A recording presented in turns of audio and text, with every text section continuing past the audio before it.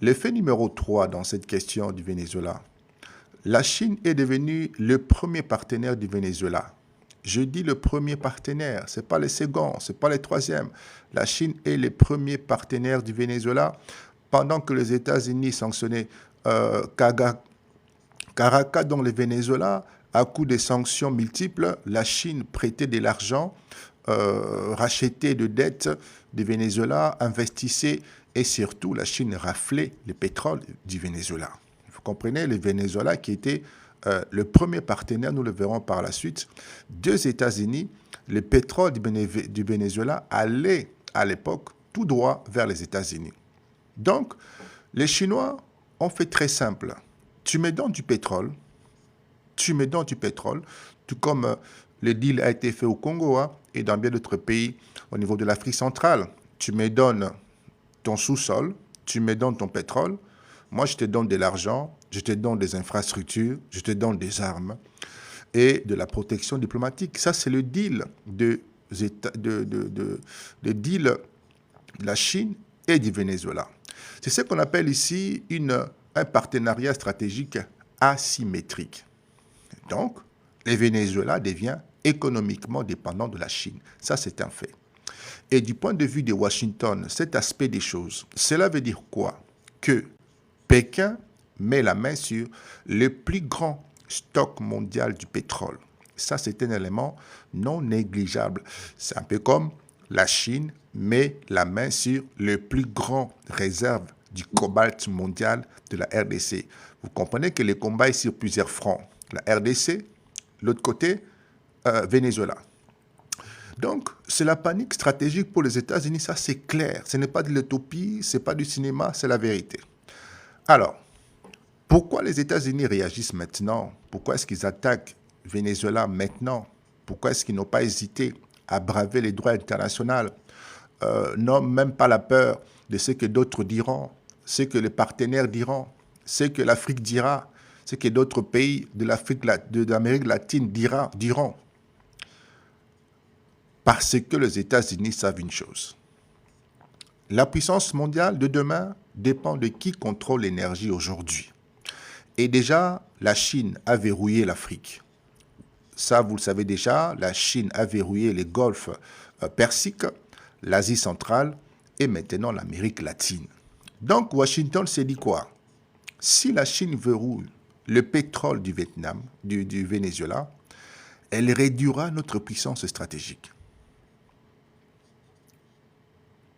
Vous comprenez? Elle réduira notre puissance stratégique et avec la guerre en Ukraine, il ne faut pas oublier ça non plus, la Russie vend son pétrole à prix réduit à la Chine. La Chine sécurise encore plus ses approvisionnements en termes d'énergie. Les États-Unis comprennent une chose alors. Nous sommes en train de perdre le contrôle énergétique du monde. Vous comprenez? Parce que le Venezuela, c'est les réserves, le premier, donc première réserve mondiale en pétrole lourd devant l'Arabie Saoudite. Nous sommes en train certainement de perdre le contrôle énergétique du monde. Ça, c'est la question qui est posée sur la table américaine.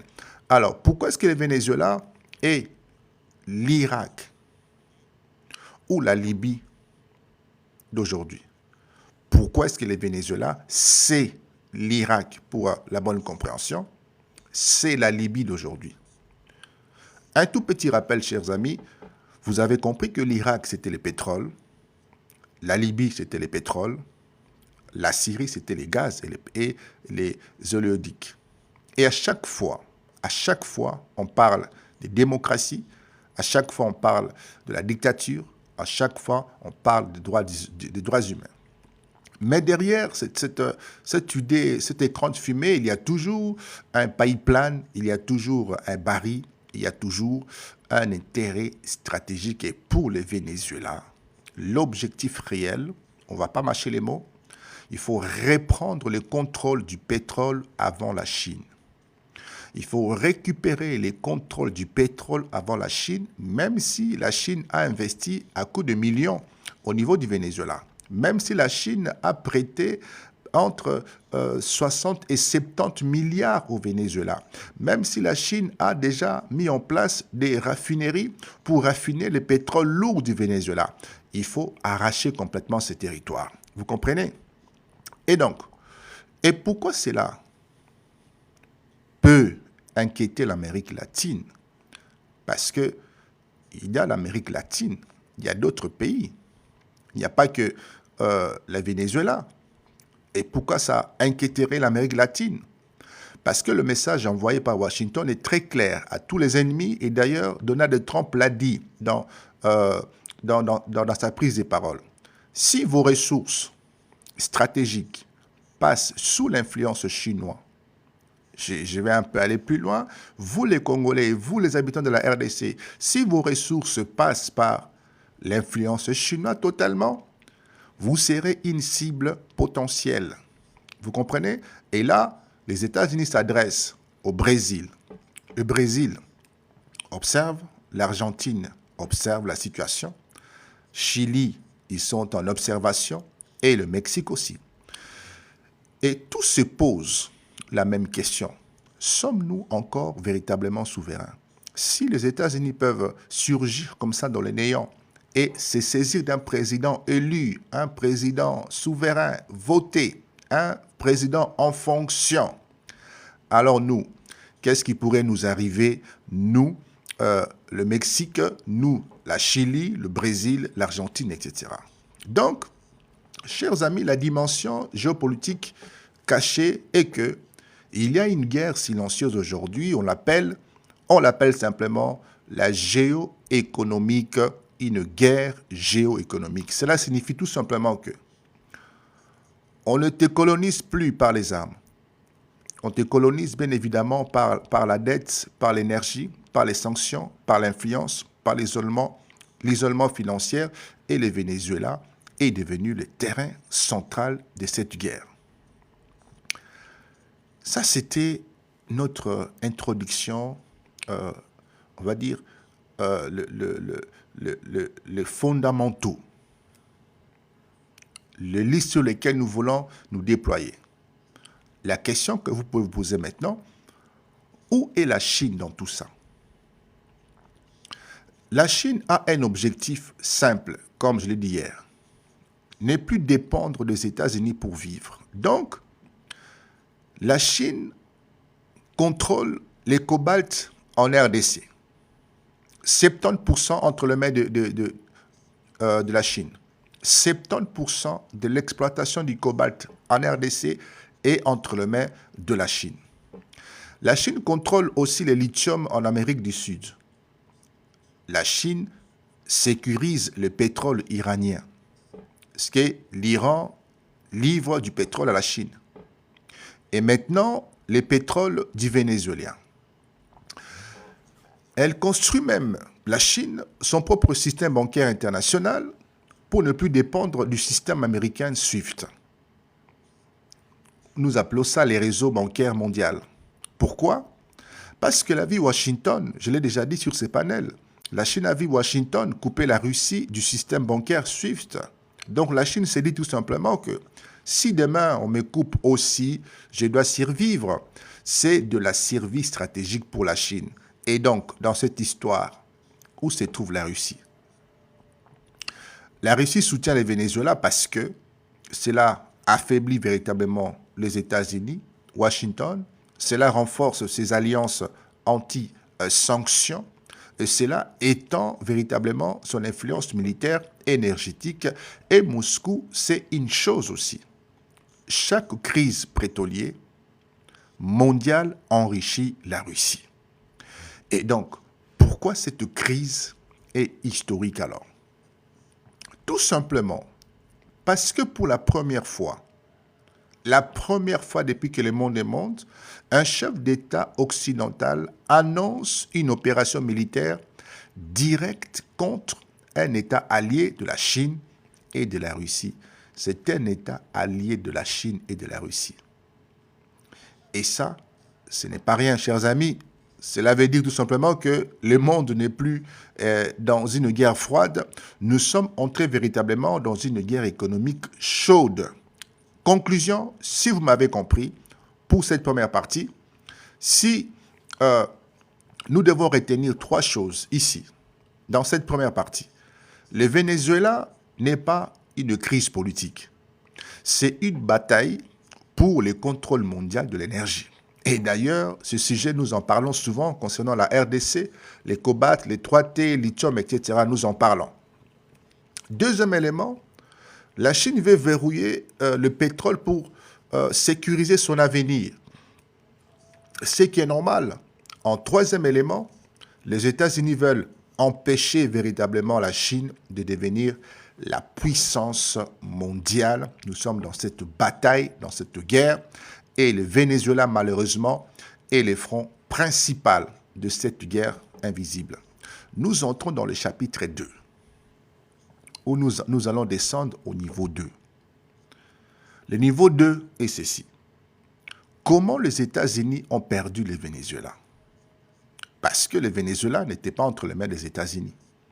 Pour ceux qui ont 20 ans, 25 ans, ils n'ont pas connu le Venezuela entre les mains des États-Unis. Pour ceux qui ont même 30 ans, aujourd'hui, se disent que le Venezuela a toujours été l'allié stratégique de la Chine et de la Russie. Puisque avant le président ici qui a été pris, il y avait un autre président, et ce président était en hostilité avec les États-Unis. Donc, pour beaucoup de personnes, Venezuela a toujours été un allié stratégique de la Chine et de la Russie.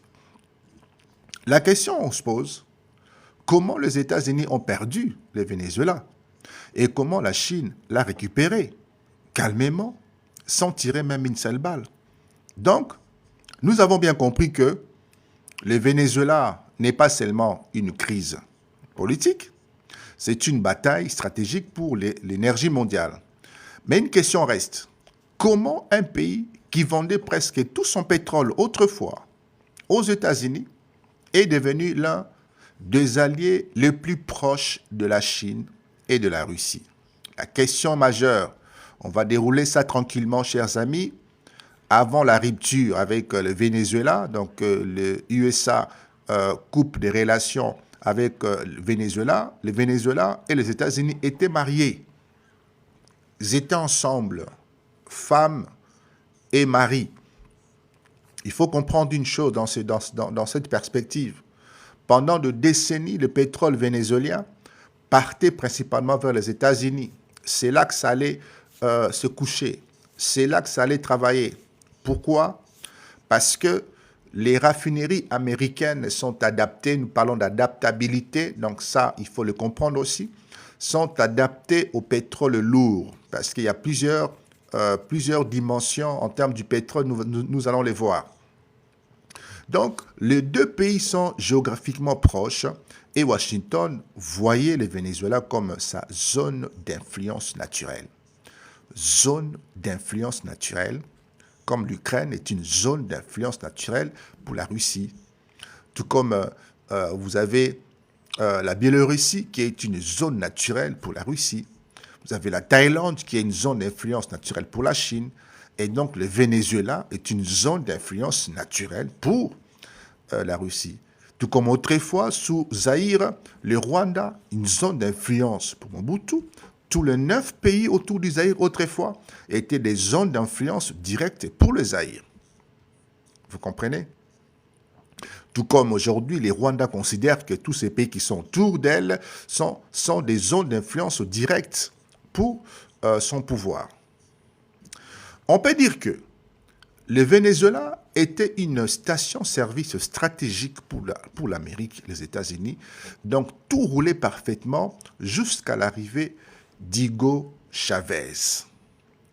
Hugo Chavez, l'ennemi stratégique des États-Unis, ennemi stratégique des Américains. Donc, l'arrivée de Chavez, Hugo Chavez, le pétrole est devenu un outil politique, un outil stratégique et Hugo Chavez arrive au pouvoir avec une idée claire, bien arrêtée, bien construite, etc. Reprendre le contrôle du pétrole et l'utiliser pour financer un projet souverainiste et social. Voici les perspectives, voici pourquoi ce président vient au pouvoir. Et donc, il va nationaliser tout simplement il va nationaliser davantage, il va restructurer et surtout, il met de la distance avec Washington. Vous comprenez? Résultat de tout ça, les États-Unis n'ont pas apprécié la politique de Chavez, parce que Chavez, pour la petite histoire, a perçu que les États-Unis avaient 70% et Venezuela en avait que 30% dans l'exploitation du pétrole, ce qui est imaginable. Un peu comme ce que la France faisait au niveau du Niger. C'est inacceptable. Donc, Hugo Chavez dit, non, ok, on va balancer. C'est quand même notre pétrole, c'est notre pays. Vous prenez 49%, nous prenons 51%. Les Américains ont dit non. Vous avez dit non? Alors, nous nationalisons les entreprises. C'est ce qui s'est passé.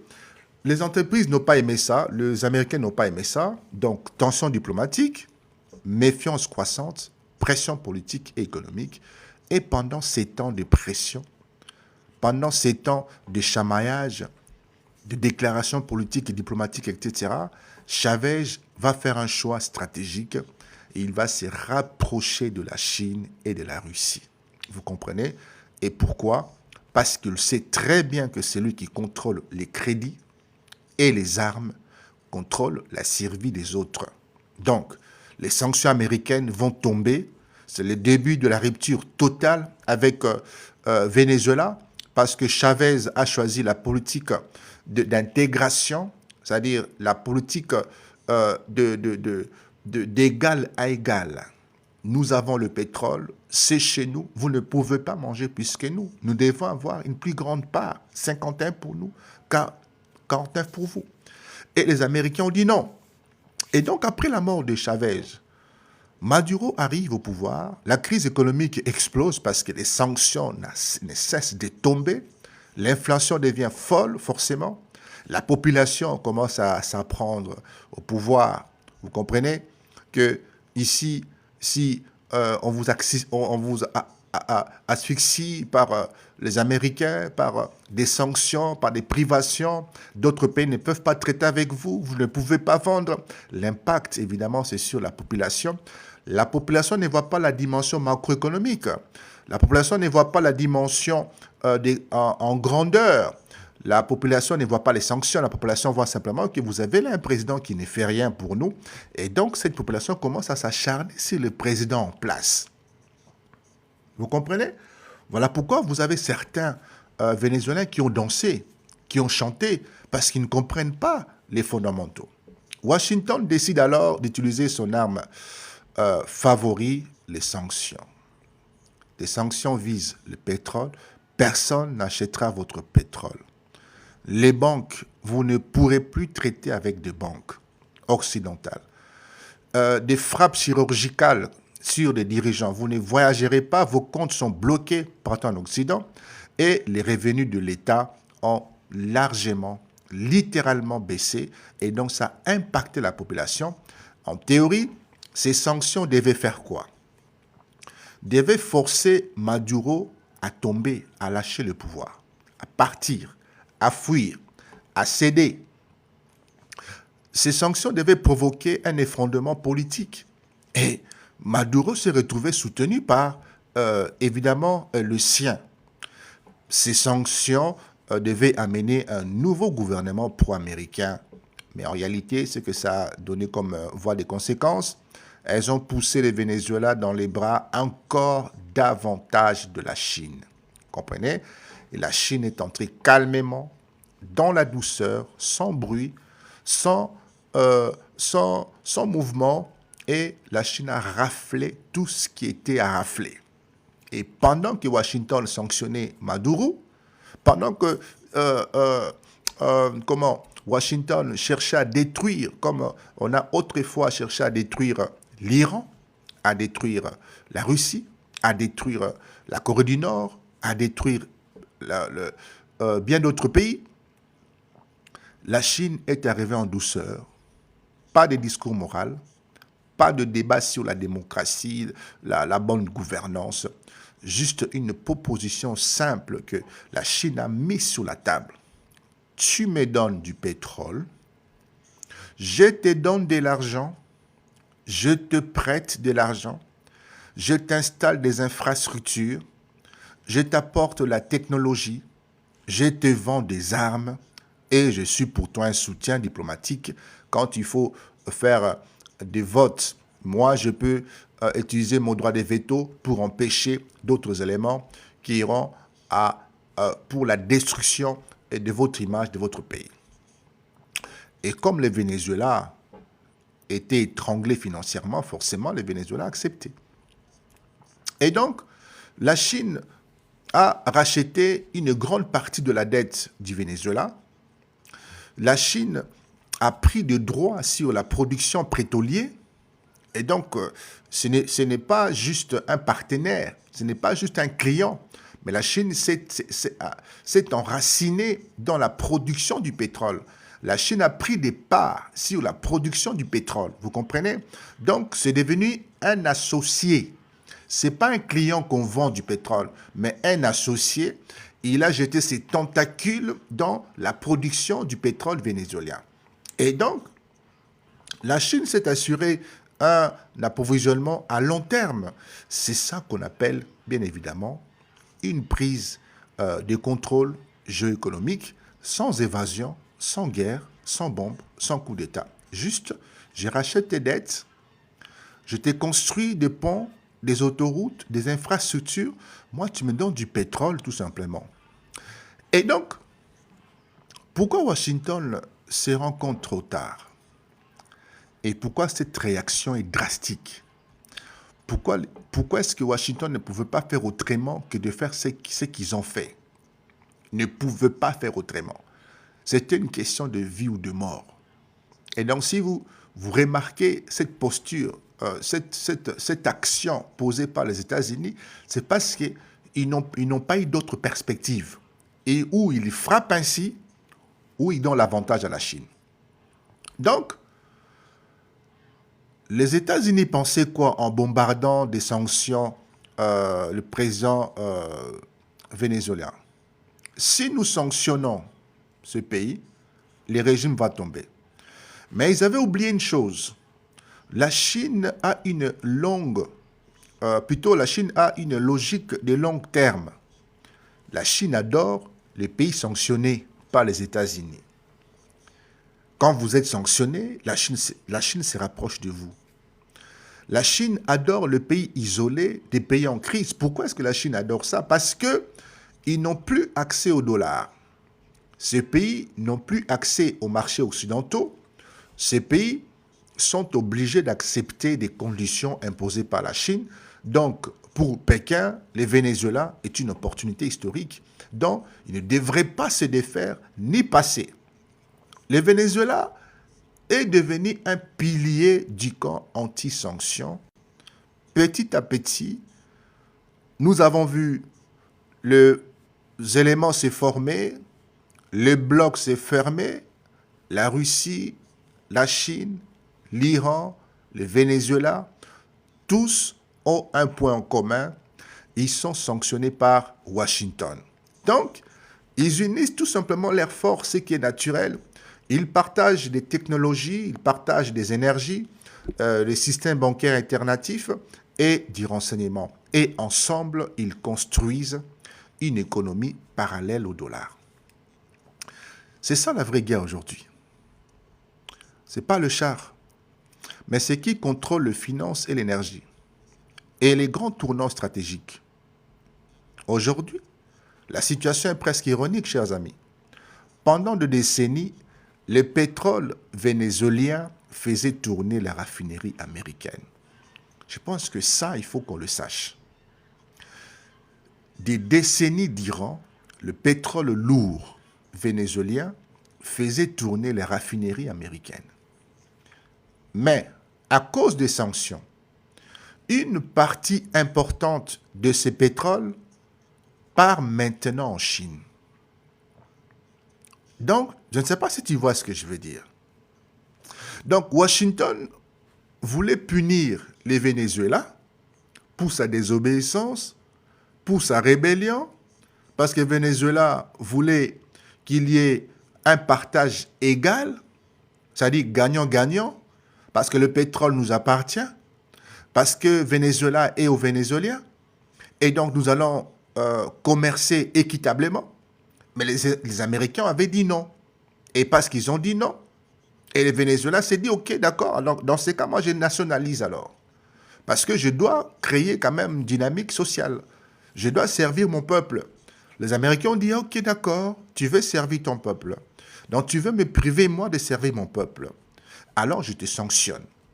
Vous comprenez que dans cette perspective, Washington voulait punir le Venezuela pour sa désobéissance.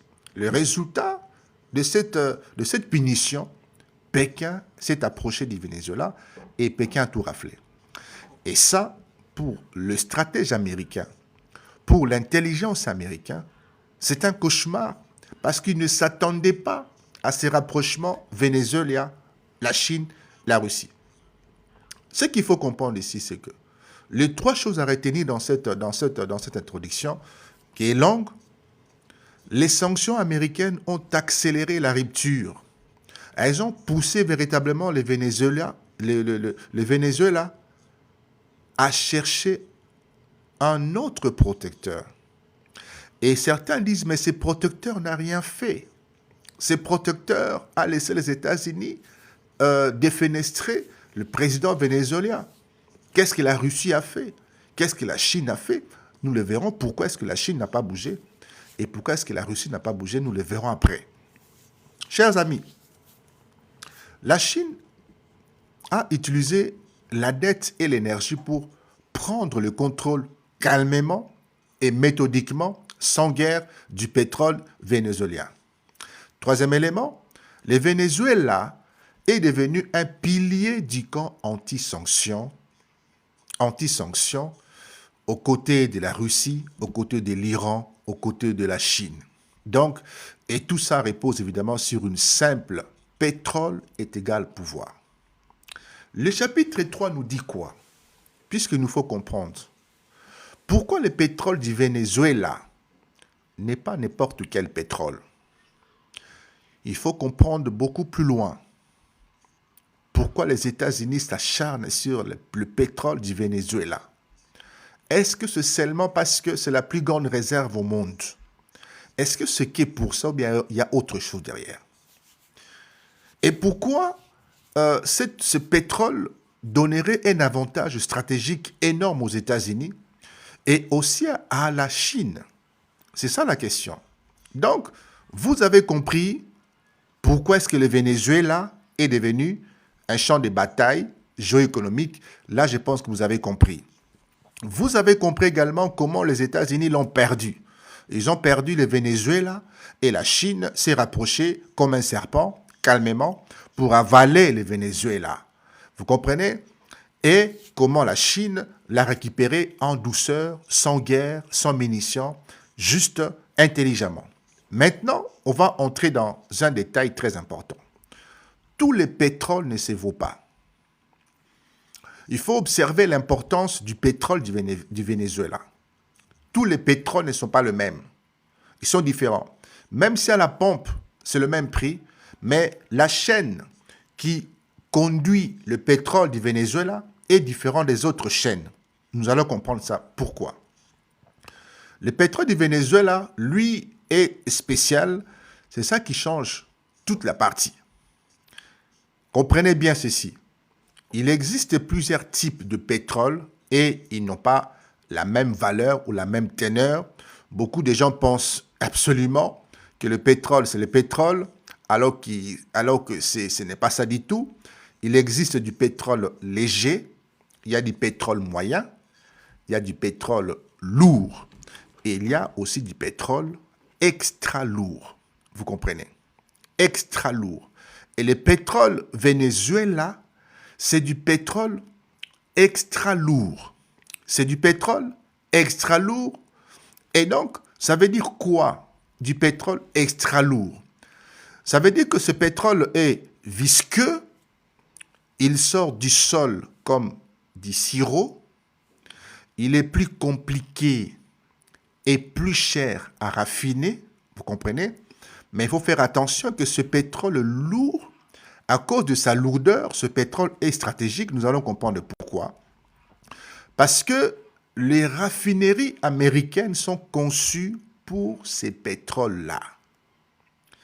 Quand on dit les raffineries, c'est à coups de milliards que les États-Unis ont construit les raffineries qui raffinent les pétroles stratégiques, les pétroles du Venezuela. Vous comprenez? C'est là la clé. Ça veut dire quoi? Pendant 2 décennies, les États-Unis ont investi de milliards pour construire. C'est de milliards qui ont été injectés pour construire des raffineries spécialisées dans le pétrole lourd. Quand vous comprenez à saisir ces éléments clés, alors vous allez comprendre que le pétrole Venezuela, qui est on va dire en réserve, en quantité la plus importante du monde, en quantité, et non seulement en quantité, mais c'est du pétrole lourd qui nécessite des raffineries spécialisées dont tout le monde n'a pas. Vous comprenez? Tout le monde n'a pas ces raffineries. Et donc, des raffineries spécialisées pour ces pétroles lourds. Et vous pouvez deviner quels étaient leurs 2 plus grands fournisseurs. Vous pouvez deviner maintenant que les fournisseurs de ce pétrole lourd étaient le Venezuela et le Mexique. Remontons un peu plus loin, vous avez compris que pendant 2 décennies, les États-Unis ont investi à coups de milliards pour construire des raffineries spéciales, des raffineries spécialisées dans le pétrole lourd. Et 2 pays fournissaient ce pétrole, le Venezuela et le Mexique. Et le Venezuela a, en termes de quantité, en termes de réserve, la plus grande quantité, la plus grande réserve mondiale devant l'Arabie Saoudite. Donc, quand les États-Unis perdent l'accès au pétrole du Venezuela, ce ne sont pas seulement des barils qu'ils perdent. Vous comprenez que c'est leurs propres infrastructures, parce que ça a coûté des milliards, des infrastructures industrielles qui ne tournent plus. Parce que ces infrastructures, ces raffineries ont été créées que pour ces genres de pétrole qu'on trouve exclusivement dans 3 pays, mais les 2 grands pays qui fournissaient ou qui livraient ces pétroles, le Venezuela et le Mexique. Donc, si le Venezuela ne livrait plus ses pétroles, alors les raffineries ne servent plus à rien. Et donc, il y a du chômage. C'est des milliards en vain. Et donc, vous allez comprendre maintenant pourquoi les États-Unis ont frappé aujourd'hui. Chers amis, donc, vous avez compris que par manque de livraison, parce que le pétrole du Venezuela ne vient plus aux États-Unis, l'essence est devenue plus chère forcément. Les entreprises ont commencé à souffrir, la population évidemment s'est plainte et les élections deviennent risquées parce qu'aux États-Unis, il y a une chose qu'on doit savoir, les prix à la pompe d'essence peuvent faire tomber un président directement. On ne chipote pas parce que c'est la population qui vote. La population mesure l'efficacité de leur président par le prix du pétrole. Et si le pétrole ici fait souffrir la population, on vote pour un autre régime tout simplement, c'est terminé. Les amis, pourquoi ce pétrole est aussi stratégique pour la Chine? Comprenez maintenant une chose. Si le pétrole vénézuélien est lourd et compliqué, pourquoi la Chine en veut autant? Vous avez compris que 2 pays fournissaient le pétrole lourd aux Américains. Les Américains avaient conçu des raffineries spécialisées pour le pétrole lourd de Venezuela et du Mexique. Donc ce n'est pas du pétrole dont les pays vont s'hasarder pour aller investir. Parce que c'est compliqué, il faut de l'expertise, il faut de la technologie, il faut beaucoup de choses. Mais si le pétrole vénézuélien est lourd difficile à travailler et compliqué. Pourquoi la Chine en veut autant? Très simple. La Chine pense à long terme. La Chine s'est dit, si je veux devenir la première puissance mondiale, je ne dois jamais manquer d'énergie. Ok? Je ne dois jamais manquer d'énergie. Donc, elle fait des choses. Elle investit dans les raffineries, dans les infrastructures des raffineries adaptées au pétrole lourd. La Chine sécurise ses contrats sur 10, 20 à 25 ans. Et pendant que les États-Unis sanctionnaient le Venezuela, la Chine apprenait à transformer ce pétrole lourd et à enrichir son industrie. Pendant que les États-Unis sanctionnaient le Venezuela, la Chine apprenait à transformer ces pétroles dont les États-Unis eux-mêmes avaient la capacité, les moyens de transformer. Donc, c'est un jeu de chèques tout simplement. Le pétrole lourd est égal à une arme géopolitique silencieuse. Parce que ces pétroles, tout le monde ne peut pas les raffiner. D'accord? La Maïfé, je vous comprends, mais je dois être pédagogique, pas que c'est pour vous. Tout le monde ne peut pas le raffiner. Il faut des installations spéciales pour raffiner le pétrole du Venezuela et du Mexique et du Canada. Il faut des investissements lourds, c'est des coûts à coups de milliards. Il faut de l'expertise technique. Donc, si tu contrôles ces pétroles, plus tu contrôles les raffineries adaptées, dans ce cas, tu vas verrouiller une partie du marché mondial parce que le pétrole du Venezuela, c'est la première réserve mondiale devant l'Arabie Saoudite. Ce n'est pas tout le monde qui peut raffiner ce pétrole. C'était les Américains eux seuls qui pouvaient raffiner ce pétrole. Et donc, les Américains pensaient être les seuls à pouvoir le faire. Donc, ils se sont dit, bon, comme nous sommes nous-mêmes détenteurs de la technologie, comme nous sommes nous-mêmes l'intelligence suprême et nous avons conçu des raffineries nécessaires et en capacité de raffiner ces pétroles lourds, personne viendrait, personne ne va nous remplacer. Vous resterez seuls, isolés, et donc on va vous sanctionner jusqu'à ce que vous demandiez pardon et enfin de revenir sur le marché occidental. Mais en traitant, la Chine s'est dit, ok, d'accord, je veux m'instruire, je veux mettre en place une politique, une action ciblée, c'est apprendre comment raffiner le pétrole lourd et la Chine y est parvenue. La Chine peut maintenant, est en capacité de raffiner le pétrole lourd. Voici la crainte des États-Unis maintenant. Et c'est là que ça devient évidemment stratégique. Il faut écouter très bien cette chose. Les États-Unis sont devenus l'un des plus grands producteurs mondiaux du pétrole, d'accord? Mais une grande partie de leur pétrole est léger. Une grande partie du pétrole raffiné aux États-Unis, c'est du pétrole léger. Donc, ils exportent du pétrole léger. Ils exportent du pétrole léger, mais ils ont besoin d'importer du pétrole lourd. Et donc, ils sont quand même dépendants. Ils n'ont pas du pétrole lourd. Et donc, qui a le pétrole lourd? Le Venezuela a du pétrole lourd. La plus grande réserve mondiale, c'est le Venezuela. Le Canada en a aussi, mais en quantité moyenne. Le Mexique aussi en a, mais pas plus grand que le Venezuela. Conclusion, c'est que même si les États-Unis est une superpuissance, les États-Unis restent quand même dépendants du pétrole lourd provenant principalement du Venezuela, du Canada en petite quantité et du Mexique. Et c'est ça qui fait peur évidemment à Washington parce que la Chine a la maîtrise technologique aujourd'hui pour pouvoir raffiner le pétrole qui se trouve où ça? Au Venezuela. Au Venezuela. Et donc, la Chine est partout. Et pourquoi ce pétrole donne aussi du pouvoir au Venezuela? Même si le Venezuela est en crise. même sous sanctions, même avec une économie détruite, le Venezuela garde une carte maîtresse, un type de pétrole que le monde a besoin.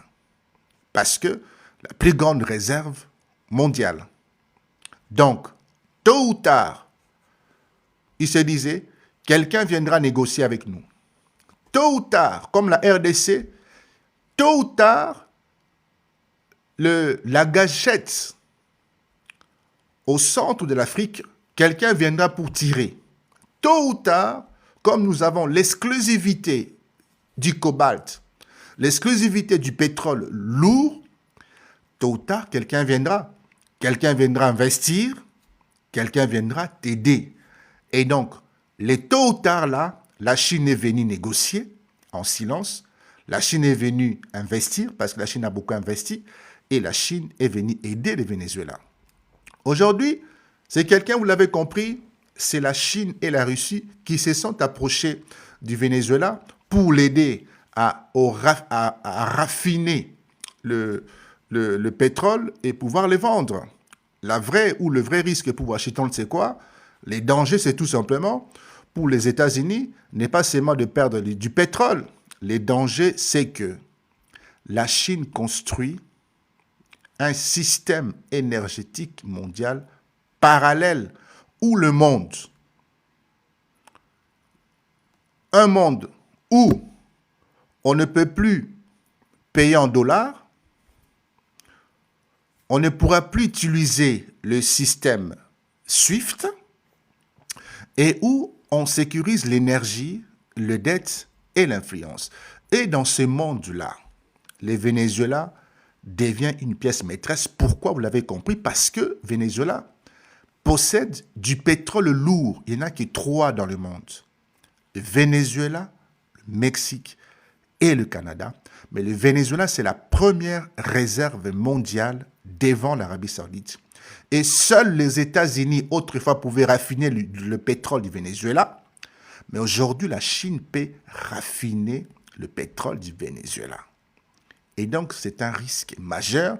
Et la Chine est devenue copropriétaire de la production du pétrole au Venezuela. La Chine a investi à coups de milliards dans des investissements au Venezuela. Donc, la Chine est un acteur stratégique pour le pétrole du Venezuela. Et dans ces cadres-là, c'est la Chine qui va posséder la plus grande réserve mondiale du pétrole. Ce n'est pas les États-Unis. Et c'est ça les risques. Alors que Venezuela, c'est le précaré, c'est juste les voisins des États-Unis. Vous comprenez? Donc, chers amis, si vous avez compris 3 choses, le pétrole vénézuélien est lourd. Et donc, sa lourdeur, c'est ça qui fait de cette lourdeur la stratégie. Vous comprenez? Et donc, c'est du pétrole lourd qu'on ne trouve pas partout, qu'on trouve au Mexique, qu'on trouve au Canada. Et la plus grande réserve mondiale se trouve au Venezuela. Et qui est au Venezuela aujourd'hui? Qui aide le Venezuela aujourd'hui? Qui a investi à coups de milliards au Venezuela pour la transformation ou le raffinage de ces pétroles? C'est la Chine. C'est la Chine. Et donc, perdre le Venezuela, c'est perdre un pays hautement stratégique pour les États-Unis. Et donc, voici pourquoi les États-Unis n'ont pas cherché à jouer comme la Russie a fait en Ukraine, entrer par les voies terrestres, faire la guerre, etc. Parce que sinon, si les États-Unis avaient orienté leurs attaques comme la Russie en Ukraine, le Venezuela allait être soutenu massivement par la Chine. Le Venezuela allait être soutenu massivement par la Russie. Et donc, pour éviter cette escalade et rester longtemps à se battre, comme la Russie fait avec l'Ukraine, il a fallu faire une opération éclair, très rapide, très fort. On tape, on bombarde, on prend le président et on s'en va et on part avec lui. Comme ça, Vous n'avez pas le temps de riposter, vous n'avez pas le temps de trader par la Russie, vous n'avez pas le temps de trader par la Chine, comme l'a été l'Ukraine. Vous comprenez?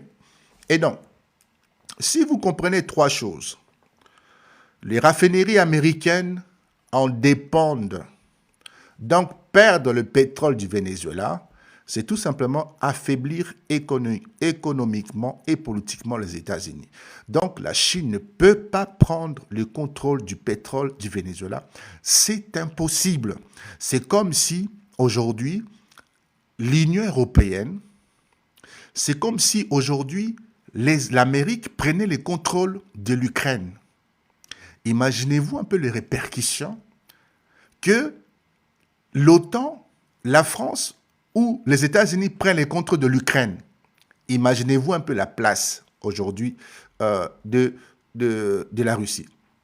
Donc la Chine a investi pour en profiter à long terme. La Chine transforme la crise vénézuélienne en avantage stratégique. Vous comprenez? Donc, en tout ça, nous ramène à une question. Si le pétrole du Venezuela est autant stratégique, jusqu'où les grandes puissances sont prêtes à aller pour les contrôler? Vous avez la réponse dans ce qui s'est passé hier. Si le pétrole du Venezuela est autant stratégique, jusqu'où les Américains sont-ils prêts à aller pour récupérer, pour réapprendre, plutôt récupérer les contrôles du Venezuela? Vous avez la réponse. Si l'Ukraine est aussi important pour la Russie, jusqu'où la Russie est prête à aller pour empêcher les États-Unis, empêcher la France, l'Union européenne, de se saisir, d'avoir les contrôles de l'Ukraine? C'est la guerre. Vous comprenez un peu? Alors, vous avez l'Ukraine, vous avez le Moyen-Orient, vous avez le Venezuela, trois fronts, mais une seule guerre énergétique, même logique. Ça veut dire quoi? Parce que beaucoup de gens regardent l'actualité comme des événements séparés. Beaucoup de gens regardent le Venezuela comme si c'était séparé avec d'autres guerres qu'on trouve actuellement ailleurs au niveau du monde. La guerre en Ukraine, des tensions qu'on trouve au Moyen-Orient, la crise aujourd'hui au Venezuela, mais c'est une même réalité. Pourquoi? Parce que tout est connecté par un fil invisible qu'on appelle l'énergie. Parce que le monde d'aujourd'hui, contrôler l'énergie égale contrôler l'économie, contrôler les pouvoirs géopolitiques. Les amis, si vous contrôlez l'énergie, vous contrôlez l'économie déjà. Si vous contrôlez l'économie, vous avez le pouvoir géopolitique. Et donc, l'Ukraine, il faut comprendre ceci parce qu'on va faire un parallèle. Un parallèle, au-delà de la guerre, une bataille pour le gaz et les routes d'énergie. Positionnons-nous d'abord sur l'Ukraine. Quand on parle de l'Ukraine, on parle souvent de démocratie, de frontières, de souveraineté. Tout ça est vrai. On ne va pas enlever quelque chose, mais derrière, il y a une réalité très froide. D'accord? L'Ukraine est un couloir énergétique stratégique entre la Russie et l'Europe. C'est un passage, c'est une porte. Donc, pendant des années, chers amis, les gaz russes passaient par l'Ukraine pour alimenter l'Europe et faire tourner son économie. Donc, si vous contrôlez l'Ukraine, vous contrôlez une autoroute énergétique. Pourquoi la Chine et la Russie n'ont rien fait? J'ai un chapitre pour ça, je le dirai après. Donc, quand la guerre éclate, le pipeline qui dirigeait les gaz est endommagé. Les Européens ont paniqué parce qu'il y a une coupure énergétique. Résultat, c'est que vous avez l'explosion de deux prix et l'explosion du prix du gaz. Les industries européennes se sont affaiblies et ont commencé à se déporter aux États-Unis et ailleurs. Parce que le gaz a été coupé, le gaz russe ne venait plus au niveau de l'Europe. Voilà pourquoi vous avez Mozambique. J'en parlerai aussi plus tard. Vous avez, oui, Mozambique, je pense. Vous avez la Mozambique, où se trouve une zone où Total Énergie travaille le gaz. Le gaz doit alimenter à 20 à 25%, l'Europe. Et qui protège cette zone de gaz? Qui protège cette zone de gaz? Ben, c'est le Rwanda, c'est un autre sujet. Voilà pourquoi on hésite un peu trop pour taper sur Kagame, parce que Kagame protège les intérêts gaziers de l'Union européenne. Vous comprenez?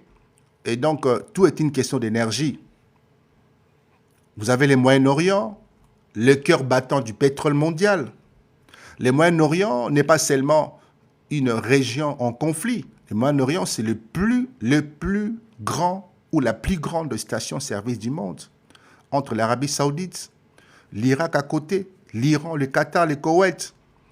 Et donc, tu as une part énorme du pétrole et du gaz planétaire. Donc, chaque tension là-bas fait trembler les marchés. Chaque tension au Moyen-Orient fait monter le prix. Chaque tension, évidemment, déstabilise les économies entières. Vous comprenez? Et donc, et derrière chaque mouvement, les grandes puissances protègent leurs intérêts énergétiques. Je reviens très rapidement pour la RDC. Les intérêts énergétiques de l'Europe se trouvent en Mozambique. Vous avez entre 6 et 7 000 soldats rwandais qui protègent cette zone où l'Europe a investi entre 20 et 25 milliards pour les gaz. Et donc, si vous déstabilisez aujourd'hui le régime de Kagame, alors vous déstabilisez également cette protection militaire rwandaise qui protège les intérêts gaziers, énergétiques de l'Union européenne. Je ferme la parenthèse, nous reviendrons plus tard un autre jour. Chers amis, les grandes puissances protègent leurs intérêts énergétiques par des bases militaires, par des alliances, des interventions, par des sanctions. Tout ça tourne autour d'une idée simple, la sécurisation, sécuriser l'accès au pétrole et au gaz. Et donc le Venezuela, c'est le pilier silencieux du pétrole lourd. Et là, tu ajoutes le Venezuela. On l'a dit, hein, plus grande réserve du pétrole au monde. Donc, une réserve la plus importante du monde. Pétrole lourd au Venezuela, au Mexique et au Canada, mais la plus grande, c'est tout au Venezuela.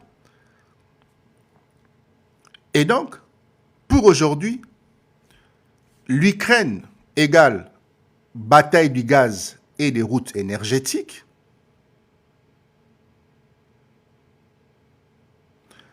Moyen-Orient, bataille du pétrole conventionnel, normal. Et le Venezuela, bataille du pétrole lourd, du futur énergétique.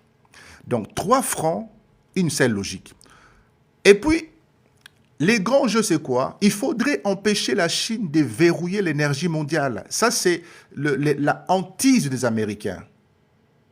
Empêcher la Chine de devenir une grande puissance énergétique. Regarde bien le pétrole ici que je mets devant toi. En Afrique, la Chine sécurise les minéraux. 70% des minéraux en RDC est contrôlé par la Chine. Donc, en Afrique, vous partez au Mozambique, Tanzanie, un peu partout, la Chine est là. La Chine a verrouillé au niveau de mines. Au Moyen-Orient, la Chine achète du pétrole et les gaz. En Russie, elle signe des contrats massifs avec la Russie. Au Venezuela, Elle sécurise les plus grandes réserves mondiales du pétrole lourd. C'est énorme. C'est énorme et l'objectif simple pour la Chine, ne jamais manquer d'énergie, réduire sa dépendance au dollar, devenir, l'objectif chinois, c'est de devenir la première puissance économique mondiale. C'est l'objectif de la Chine. Vous comprenez? Et Washington le sait. Donc les États-Unis se disent quoi? Se disent quoi? Si la Chine verrouille ses sources d'énergie, elle tient l'économie mondiale par la gorge forcément. C'est une vraie bataille. Et pourquoi cette guerre est géoéconomique alors, si on doit se poser cette question véritablement? Ce n'est plus la guerre classique avec des chars et des armes, etc. Aujourd'hui, c'est des sanctions. Aujourd'hui, c'est des contrôles financiers, des contrôles énergétiques, de guerre des prix. Aujourd'hui, c'est la pression sur les routes maritimes. Aujourd'hui, c'est l'influence diplomatique. On appelle ça, tout simplement, sans mâcher les mots, la guerre géoéconomique. C'est une guerre où on n'attaque pas toujours ton armée, des francs, on attaque ton énergie, on va t'affaiblir avec l'énergie pour nuire à ton industrie, on va attaquer ta monnaie, on va attaquer tes exportations, comme Trump a failli le faire avec la Chine, en mettant des taxes de 120 à 150%. Et si je parviens à bloquer ton énergie, moi les États-Unis, alors je bloque ton économie, alors je bloque tes industries, je mets ton peuple sous pression forcément, et un peuple sous pression devient une arme politique. Un peuple sous pression, parce que le peuple souvent ne connaît pas ce qui se passe sur son toit, le peuple ne voit pas les sanctions, les privations, le peuple ne voit pas tout ça. Et voilà pourquoi certains vont danser quand ce monsieur a été capturé par les Américains. La population vénézuélienne sont en train de danser parce que pour eux, ils pensent que c'est Maduro qui les a affamés. Pour eux, ils pensent que c'est leur président qui les a privés de nourriture, du pain, de l'eau, etc. Alors qu'en amont, les États-Unis ont asphyxié ce pays. Mais la population n'a pas la lecture géopolitique, tout comme pas seulement la population vénézuélienne, c'est la population mondiale. Que ce soit aux États-Unis, que ce soit en France, que ce soit au niveau de la RDC, que ce soit dans toute l'Afrique. La population, ici, ne réfléchit pas en géopolitique. La population ne réfléchit pas en géostratégie. La population voit simplement que non, j'ai faim, donne-moi à manger. J'ai faim, débrouille-toi, tu es le président, démerde-toi. Mais alors qu'au-dessus de ces présidents, il y a des sanctions, il y a des privations, il y a des restrictions dans le but justement de vous amener, vous la population, à vous rebeller, à faire partir le président dont les Américains ne veulent pas. Vous comprenez? Et donc, la population souffre, le pays ne se développe pas et les économies restent fragiles parce que les grandes puissances ont décidé de le faire. Quand le prix du pétrole monte, tout devient plus cher, nourriture, transport, énergie, et pendant que les grandes puissances jouent aux échecs, les peuples jouent à survivre, et les peuples, évidemment, vont s'en prendre au président. Les peuples ne vont jamais s'en prendre aux grandes puissances, sauf si ce peuple est averti, sauf si ces peuples comprennent, s'ils ont la lecture géopolitique, s'ils ont la lecture géoéconomique, s'ils savent lire ce qui se passe au-delà de chez eux, sortir de leur pays pour comprendre qu'est-ce que les autres pays veulent sur nous et pourquoi est-ce que nous sommes ainsi, alors cette population va soutenir son président. Alors cette population va soutenir Traoré. Alors cette population va soutenir, comme ce fut le cas autrefois, du président turc, qui a failli être déconnecté par la CIA, mais la population l'a soutenu. C'est ça, en fait. Si la population comprend les enjeux géopolitiques, la population soutient son président. Vous comprenez? Et tant que la population sera analphabète en termes de lecture géopolitique, on va tout reposer sur le dos du président. Et le président malheureux, vous allez changer toutes les années, tous les 5 ans, tous les 10 ans, alors que c'est quelque chose qui se passe au-delà de ce que vous voyez. Chers amis, conclusion, ici. L'Ukraine, c'est une guerre pour les gaz et les routes énergétiques. Le Moyen-Orient, c'est le cœur du pétrole mondial. Le Venezuela, c'est la clé du pétrole lourd et de services réserve du futur. 4, les États-Unis et la Chine sont dans une bataille, dans une confrontation pour le contrôle de l'énergie du futur. Donc, les contrôles du monde, tout est lié, rien n'est isolé. Donc, nous vivons tout simplement dans la plus grande guerre énergétique silencieuse de l'histoire moderne. Vous comprenez? Chers amis, comment la Chine a construit un bouclier énergétique pour se protéger des États-Unis? Parce que la guerre n'est pas contre le Venezuela, que personne ne vous trompe. Hein? Comme la guerre n'est pas contre les Congolais de la RDC, que personne ne vous trompe. Hein? Que personne ne vous trompe. L'énergie, c'est le vrai pouvoir. Et les États-Unis et la Chine, ce n'est pas juste une rivalité commerciale. C'est une bataille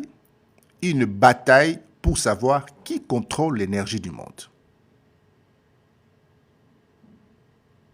Vous comprenez? Alors, la Chine a fait un choix stratégique et très simple pour comprendre la Chine.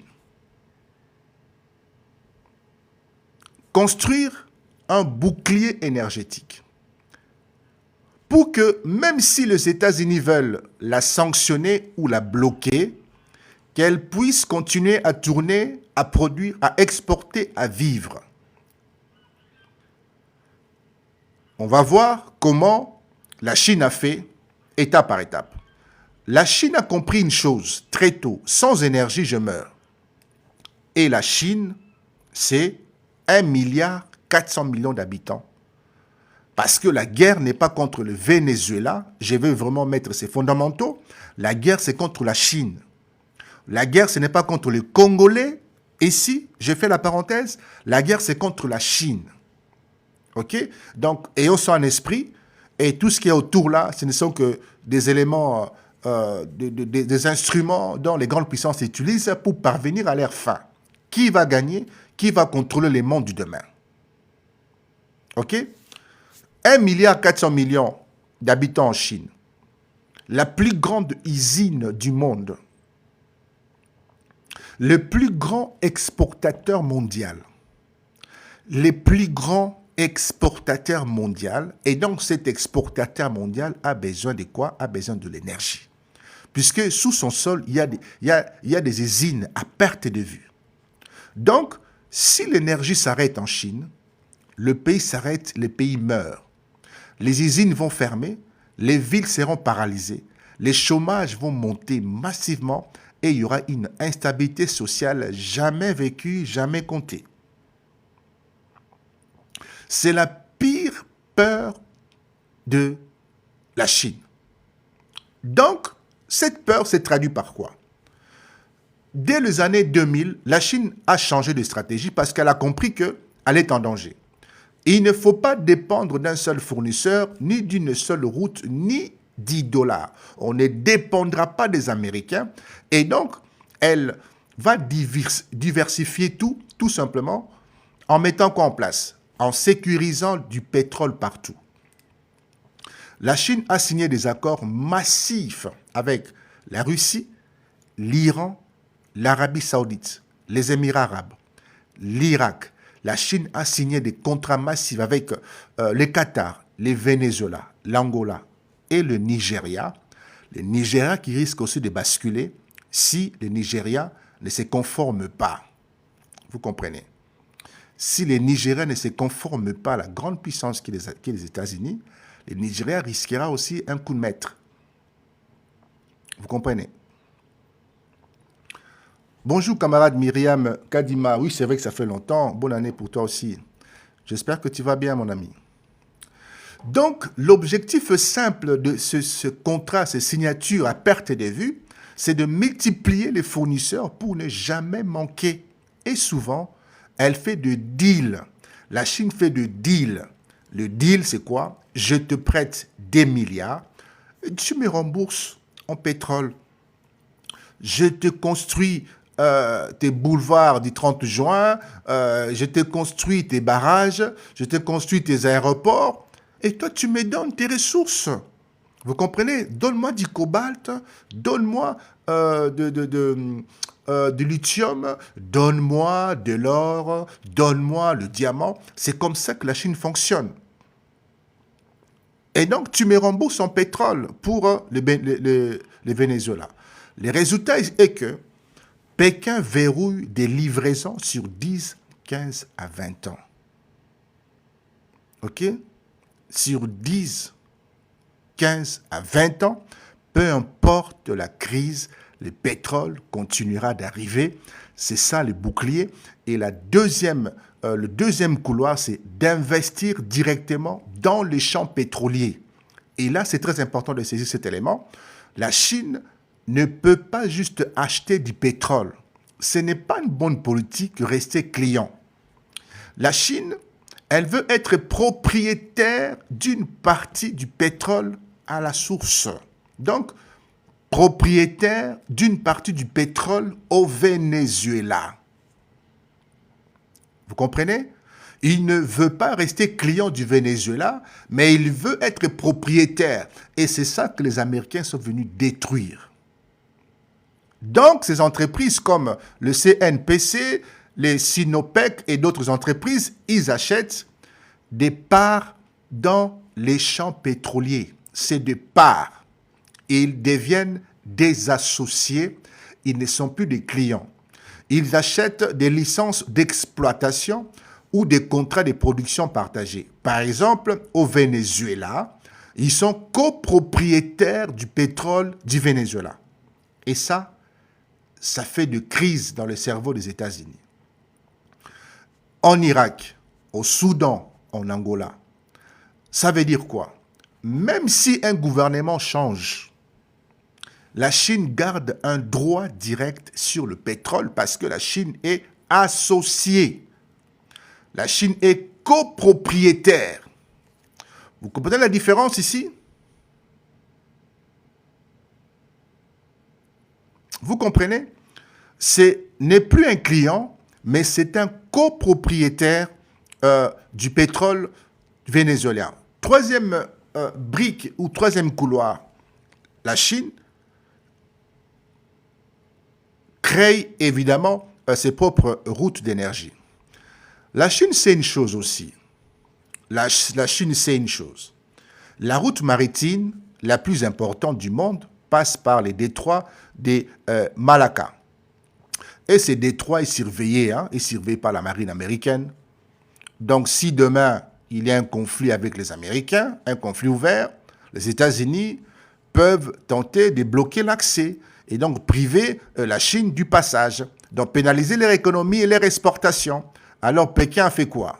Pékin, elle a ouvert d'autres routes, des pipelines terrestres depuis la Russie, des pipelines depuis l'Asie centrale à Kazakhstan, Turquie, Ministan, des routes via le Pakistan, le port des Gwadar, des routes via Birmanie. Le résultat est que même si une route est coupée, les flux continuent par une autre. Vous comprenez? Et c'est comme avoir plusieurs artères vitales. Le cinquième colonne, c'est quoi? C'est construire des raffineries géantes. La Chine n'a pas seulement acheté du pétrole, je l'ai dit, elle a construit les plus grandes raffineries du monde. Certaines sont capables de traiter du pétrole léger comme les États-Unis et comme d'autres pays. Du pétrole lourd, seuls les États-Unis ont des raffineries en capacité de traiter du pétrole lourd. Et les États-Unis pensaient rester le seul pays à avoir l'exclusivité de pouvoir traiter du pétrole lourd du Venezuela, le pétrole du Mexique et le pétrole du Canada. Alors que dans le secret, comme un serpent, dans la douceur, les Chinois ont commencé et aussi à construire du pétrole, à construire des raffineries pour pouvoir traiter du pétrole lourd, sans que les Américains s'en rendent compte. Donc, ils savent traiter du pétrole léger, maintenant du pétrole lourd, du pétrole extra lourd. Extra lourd. Et donc du pétrole Venezuela. Donc, elle peut absorber ce que d'autres ne peuvent pas. Et ça, c'est un énorme avantage stratégique, évidemment, pour les États-Unis. Le cinquième, c'est de stocker des réserves énormes. La Chine a compris une règle. On ne joue pas son avenir, alors elle a rempli le pays. Les amis, ça peut faire rire. Hein?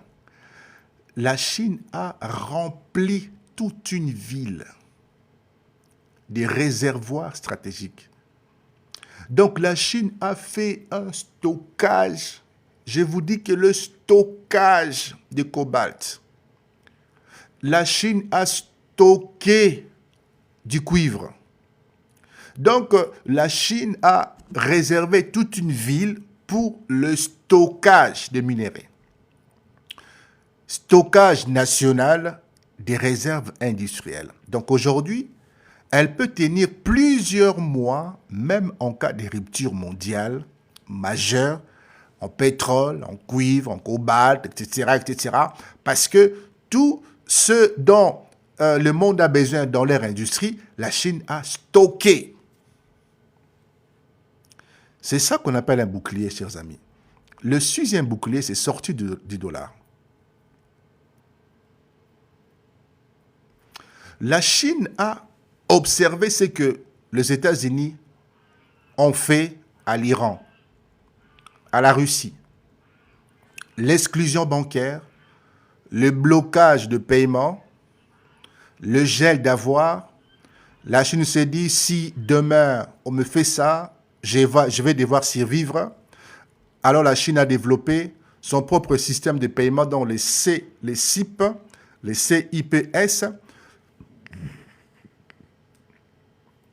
des échanges en yuan, des accords bilatéraux hors dollar, avec le Venezuela, avec l'Iran, avec la Russie forcément. Les échanges se font de plus en plus sans les dollars. OK? Sans les dollars. Sans les dollars. C'est une révolution silencieuse forcément. Et le septième brique des alliances anti-sanctions. Vous avez aujourd'hui la Russie, la Chine, l'Iran, le Venezuela, les Biélorussie, la Corée du Nord.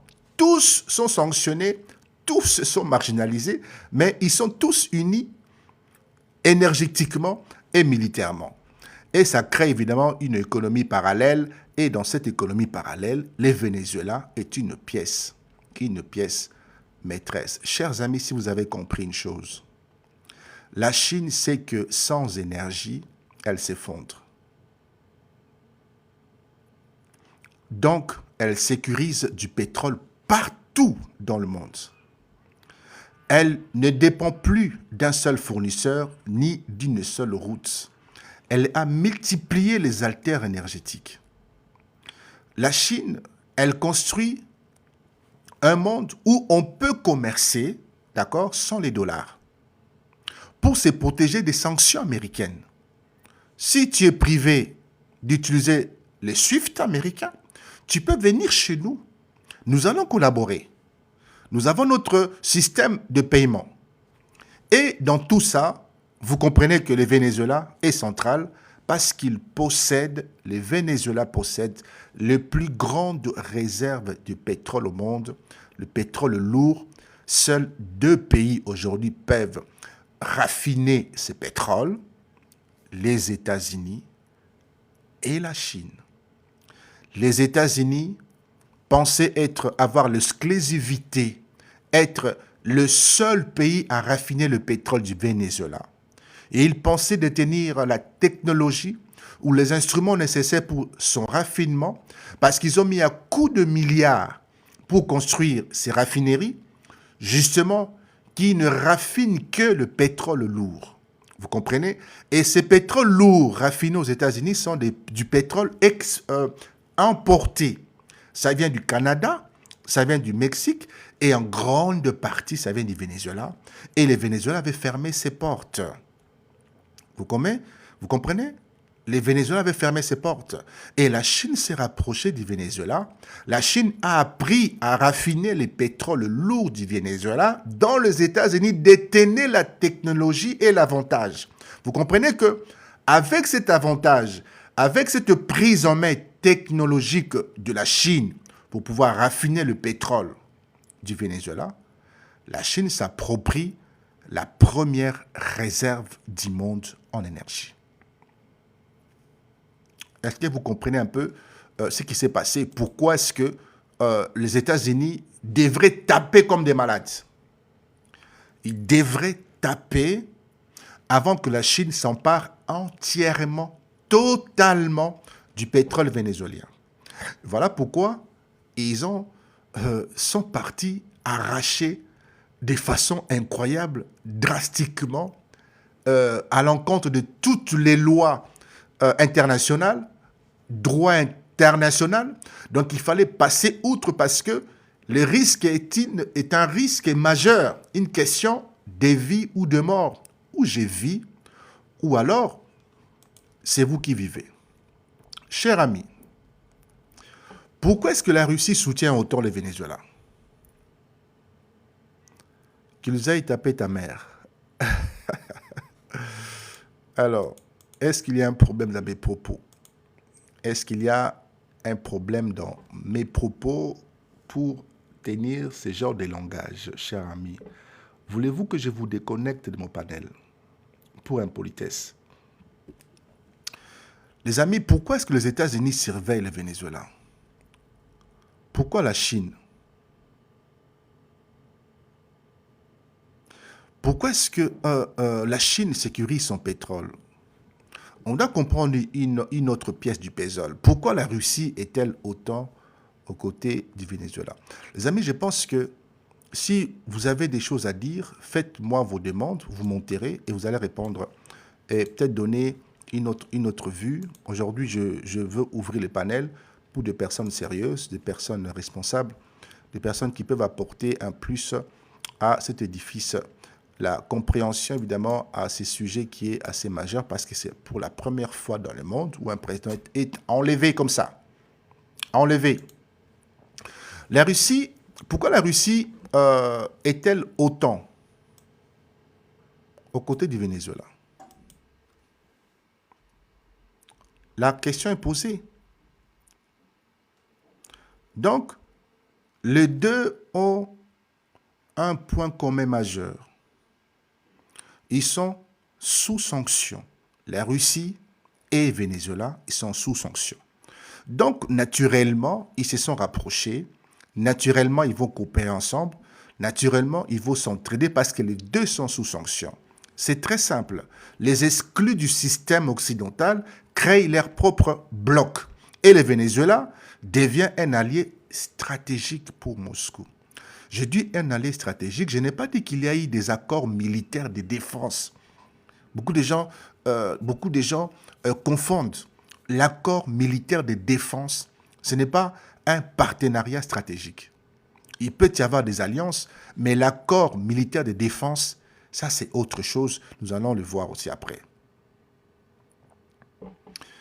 Et donc, chers amis, la Russie a un objectif en soutenant le Venezuela, c'est d'affaiblir Washington sans tirer une seule balle. Venezuela se trouve où ça? Se trouve en Amérique latine. Donc, dans ces cas, les États-Unis considèrent le Venezuela comme leur zone d'influence, forcément. Donc, si toi, tu viens entrer dans cette zone d'influence, tu viens pour déstabiliser les États-Unis. Si l'Union européenne vient pour entrer dans cette zone d'influence qui appartient à la Russie, notamment en Ukraine, vous venez pour déstabiliser la Russie. Alors, quand la Russie soutient militairement Venezuela, investit dans son pétrole, signe des accords stratégiques, elle envoie un message clair à Washington. Tu viens jouer près de chez moi, en Ukraine, en Géorgie, avec l'OTAN. Moi aussi, je viens jouer près de chez toi. Donc, c'est un bras de fer à distance. Et vous avez la deuxième position, c'est l'accès au pétrole et aux infrastructures. des entreprises russes comme Rosneft ont investi aussi au Venezuela. Elles ont obtenu des parts dans des champs pétroliers, des droits logistiques, des contrats d'exportation. Donc la Russie participe directement à l'exploitation des plus grandes réserves mondiales du pétrole qui se trouvent au Venezuela. Donc la Russie a quoi? La Russie a envoyé des bombardiers stratégiques au Venezuela. La Russie a livré des équipements militaires au Venezuela. La Russie a formé des forces locales. Tout ça, ça veut dire quoi? La présence militaire russe au Venezuela à quelques heures de vol des États-Unis. Donc symboliquement, c'est énorme. Et donc, comme la Russie est sanctionnée, comme le Venezuela est sanctionné, il crée des circuits parallèles. Un exemple, le paiement hors de dollars, le système bancaire alternatif, de l'exportation croisée et des mélanges, des cargaisons de pétrole pour masquer l'origine parce que Venezuela est sanctionné, ne peut pas vendre son pétrole à l'Occident. Donc il faut masquer, il faut créer des coups de passe-passe, créer des étiquettes qui donnent l'impression que ces cargos ou ces cargaisons viennent en fait de notre pays, alors que l'origine, ça vient du Venezuela. Est-ce que vous comprenez? C'est une économie de l'ombre structurée et pourquoi chaque crise du pétrole profite à Moscou? Il faut comprendre ça une bonne fois pour toutes. La Russie vit du pétrole et du gaz. Quand les prix montent, ses revenus aussi explosent. L'État va encaisser beaucoup d'argent et elle peut financer alors son armée, sa politique étrangère, l'influence mondiale. Donc, chaque tension au Venezuela, au Moyen-Orient, en Ukraine, fait grimper le prix du pétrole et qui ramasse, c'est la Russie. Donc, ça enrichit la Russie. Même avec des sanctions, c'est paradoxal, mais c'est comme ça. Le Venezuela aide la Russie sur le plan politique. À l'ONU, dans des forums internationaux, dans les alliances, le Venezuela soutient souvent la Russie. Ça permet évidemment ici à Moscou de dire « Nous ne sommes pas isolés, nous avons nos propres alliés, même si ces pays sont peu nombreux, mais ces pays sont stratégiques. » C'est le Venezuela, ce n'est pas n'importe quel pays. C'est aussi une guerre des symboles.